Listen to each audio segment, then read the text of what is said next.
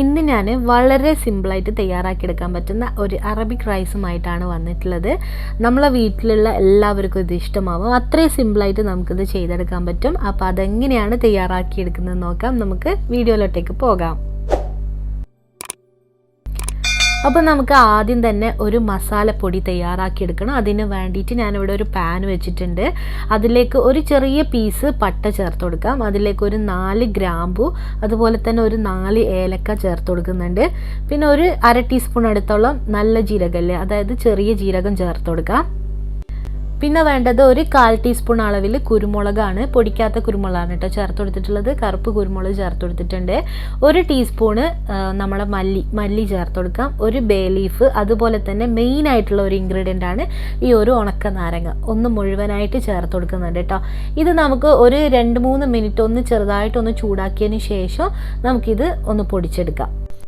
ഇത് പൊടിച്ചെടുത്തതിന് ശേഷം ഇതിലേക്ക് നല്ലൊരു കളർ കിട്ടാൻ വേണ്ടിയിട്ട് 1 ടീസ്പൂൺ മുളക് പൊടിയും 1/2 ടീസ്പൂൺ മഞ്ഞൾപ്പൊടിയും കൂടെ ചേർത്തിട്ട് ഒന്ന് മിക്സ് ആക്കിയിട്ട് എടുക്കാം. ഇനി ഇതൊന്നൊരു സൈഡിലേക്ക് മാറ്റി വെക്കുന്നുണ്ട് കേട്ടോ. ഇനി നമുക്ക് ചിക്കൻ വേവിച്ചെടുക്കാനുള്ള വെള്ളം ഒന്ന് തിളപ്പിച്ചെടുക്കണം. അപ്പോൾ ഞാനിവിടെ 8 ഗ്ലാസ് വെള്ളം തിളപ്പിച്ചെടുക്കുന്നുണ്ട്.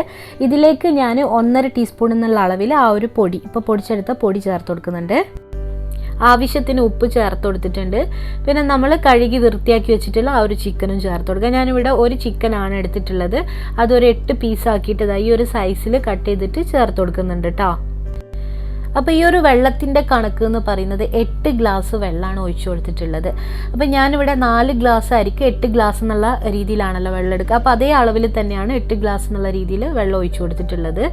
അപ്പോൾ ഈ ഒരു അളവിൽ മാത്രം മതി. ഇപ്പോൾ ഇത് പോരാന്നുണ്ടെങ്കിൽ നമ്മൾ ലാസ്റ്റ് അളന്ന് ഒഴിച്ചു കൊടുക്കുന്ന സമയത്ത് നമുക്ക് ചോറിലേക്ക് വെള്ളം ഒഴിച്ചു കൊടുക്കാം. അപ്പോൾ അതൊക്കെ എങ്ങനെയാണെന്നുള്ളത് കാണിക്കുന്നുണ്ട് കേട്ടോ. അപ്പോൾ ഇത് നമുക്കിനി ഒരു 20 മിനിറ്റോളം ഒന്നങ്ങ് വേവിച്ചെടുക്കാം. അപ്പോൾ വെന്ത് വരുന്ന സമയത്ത് നമുക്ക് ഫ്ലെയിം ഓഫ് ചെയ്യാം. അപ്പോൾ ഇതിപ്പോൾ ഞാനൊന്ന് മിക്സ് ആക്കിയിട്ട് ഒന്ന് അടച്ചു വെച്ച് കൊടുക്കുന്നുണ്ട് കേട്ടോ. ഏകദേശം ഒരു 10-20 മിനിറ്റ് കൊണ്ട് തന്നെ ഇത് വെന്ത് കിട്ടും കേട്ടോ. അപ്പോൾ നമ്മൾ ഫ്ലെയിം ഓഫ് ചെയ്തിട്ട് ഇത് കോരി മാറ്റിയെടുക്കണം. അപ്പോൾ ഇതൊരു കോരി മാറ്റി ഞാനൊരു പാത്രത്തിലേക്ക് മാറ്റി കൊടുക്കുന്നുണ്ട്. നന്നായിട്ട് ചൂടാറിയതിന് ശേഷം ഇതൊന്ന് ഫ്രൈ ചെയ്തെടുക്കണം.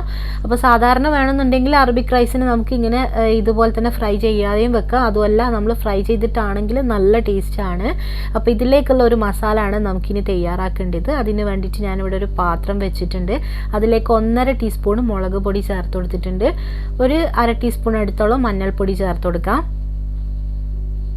പിന്നെ നമ്മൾ ആദ്യം പൊടിച്ചെടുത്തിട്ടുള്ള ആ ഒരു മസാലപ്പൊടി ചേർത്ത് കൊടുക്കുക. ഒരു 1/4 ടീസ്പൂണ്, ആവശ്യത്തിന് ഉപ്പും, അതുപോലെ തന്നെ ഒരു 1/2 ടീസ്പൂൺ അളവിൽ ജീരകം, ചെറിയ ജീരകം പൊടിച്ചതും ചേർത്ത് കൊടുക്കാം. ഇനി ഇതിലേക്ക് നമുക്ക് ഒരു പകുതി നാരങ്ങയുടെ നീരും കൂടെ ഒന്ന് പിഴിഞ്ഞൊഴിച്ച് കൊടുക്കാം കേട്ടോ. അത്യാവശ്യം വലുപ്പമുള്ള നാരങ്ങയാണ് എടുത്തിട്ടുള്ളത്. അപ്പോൾ പകുതി മൊത്തം ഞാൻ ഇതിലേക്ക് ഒഴിച്ചു കൊടുക്കുന്നുണ്ട്. എന്നിട്ടൊന്ന് നന്നായിട്ടൊന്നങ്ങ് മിക്സ് ആക്കി കൊടുക്കാം. ഇനി നമുക്ക് നേരത്തെ വേവിച്ചെടുത്തിട്ടുള്ള ആ ഒരു ചിക്കൻ ഉണ്ടല്ലോ, അതിലേക്ക് നമുക്ക് ഇത് പുരട്ടി കൊടുക്കാം. അപ്പോൾ ഇതൊരു 10 മിനിറ്റ് ഇതുപോലെ ഇങ്ങനെ പുരട്ടി വെച്ചതിന് ശേഷം പൊരിച്ചെടുക്കാം കേട്ടോ.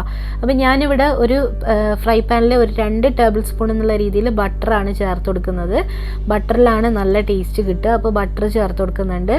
ഇതൊന്ന് നന്നായിട്ട് മെൽറ്റാക്കി എടുത്തതിന് ശേഷം നമുക്ക് ചിക്കൻ പീസ് ഇതിലേക്ക് ഇട്ട് കൊടുക്കാം.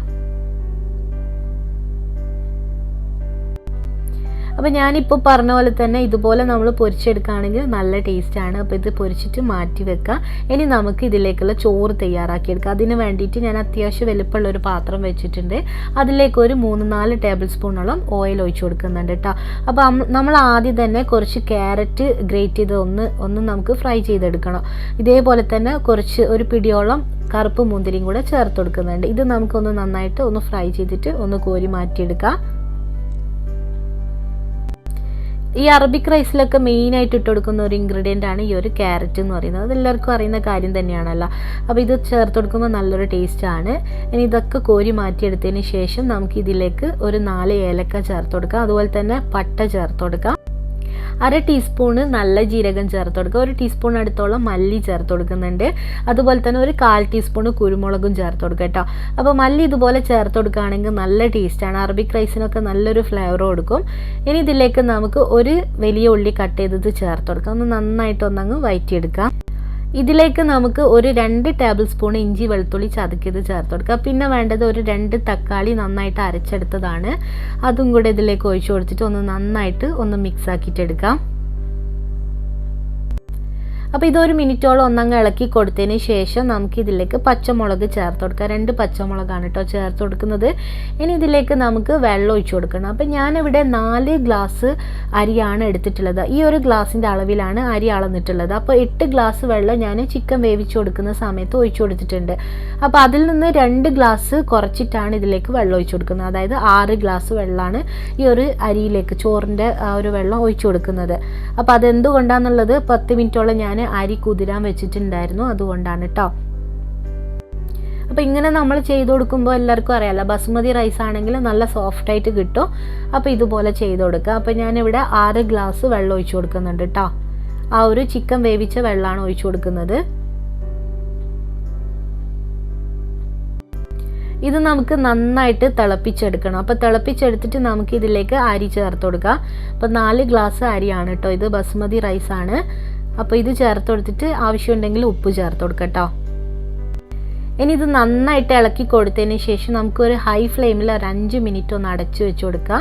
അതിനുശേഷം കുറച്ചും കൂടെ കാര്യങ്ങൾ ഇതിലേക്ക് ചേർത്ത് കൊടുക്കാനുണ്ട് കേട്ടോ.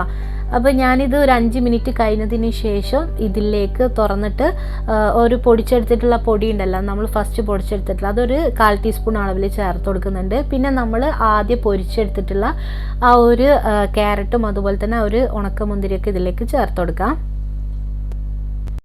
അപ്പോൾ വീണ്ടും അടച്ചു വെച്ച് കൊടുത്തിട്ടുണ്ട്. ചെറിയ ഫ്ലെയിമിൽ ഇട്ടിട്ട് നമുക്കിത് വേവിച്ചെടുക്കാം കേട്ടോ. അപ്പോൾ ഇത് നല്ല അടിപൊളിയായിട്ട് വെന്ത് വന്നിട്ടുണ്ട് കേട്ടോ. ഇത് നന്നായിട്ട് നമുക്കൊന്ന് മിക്സ് ആക്കിയിട്ട് എടുക്കാം. അപ്പോൾ ബാക്കിയുള്ള ഗ്രേറ്റ് ചെയ്തിട്ടുള്ള ആ ഒരു ക്യാരറ്റും ഉണക്കമുന്തിരിയൊക്കെ നമുക്ക് ലാസ്റ്റ് ചേർത്ത് കൊടുക്കാവുന്നതാണ്. അപ്പോൾ ഇതൊന്ന് നമുക്ക് നന്നായിട്ട് ഒന്നങ്ങ് ഇളക്കിയെടുക്കാം. അപ്പോൾ ബാക്കി വന്നിട്ടുള്ള ആ ഒരു ക്യാരറ്റും ഉണക്കമുന്തിരിയൊക്കെ ചേർത്ത് കൊടുക്കാം. പിന്നെ നമ്മൾ പൊരിച്ചെടുത്തിട്ടുള്ള ആ ഒരു ചിക്കനും ഇതിലേക്ക് ചേർത്ത് കൊടുക്കുന്നുണ്ട്. അപ്പോൾ ഇനി നമ്മളിത് അടച്ചു വെച്ച് കൊടുക്കേണ്ട ആവശ്യമൊന്നുമില്ല. ഇതേപോലെ തന്നെ നമുക്ക് ഒരു സെർവിങ് പ്ലേറ്റിലേക്ക് മാറ്റാവുന്നതാണ്.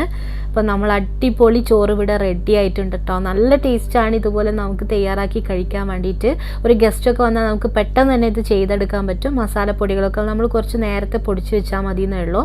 അപ്പോൾ നല്ല എളുപ്പത്തിൽ ചെയ്തെടുക്കാൻ പറ്റുന്ന ഒരു റെസിപ്പിയാണ്. തീർച്ചയായിട്ടും ഇത് നിങ്ങളെല്ലാവരും ഒന്ന് ട്രൈ ചെയ്ത് നോക്കണം. അപ്പോൾ നിങ്ങൾക്ക് എല്ലാവർക്കും ഈ ഒരു റെസിപ്പി ഇഷ്ടമായിട്ടുണ്ടെങ്കിൽ തീർച്ചയായിട്ടും നിങ്ങൾ ഫ്രണ്ട്സിനും ഫാമിലിക്കൊക്കെ നിങ്ങൾ ഇത് ഷെയർ ചെയ്ത് കൊടുക്കണം. അതുപോലെ തന്നെ എൻ്റെ ഈ ഒരു ചാനൽ നിങ്ങൾ സബ്സ്ക്രൈബ് ചെയ്തിട്ടില്ലെങ്കിൽ ഒന്ന് സബ്സ്ക്രൈബ് ചെയ്ത് സപ്പോർട്ട് ചെയ്യുക. തീർച്ചയായിട്ടും ഇതുപോലത്തെ നല്ലൊരു വീഡിയോ ആയിട്ട് പെട്ടെന്ന് തന്നെ കാണാം. താങ്ക്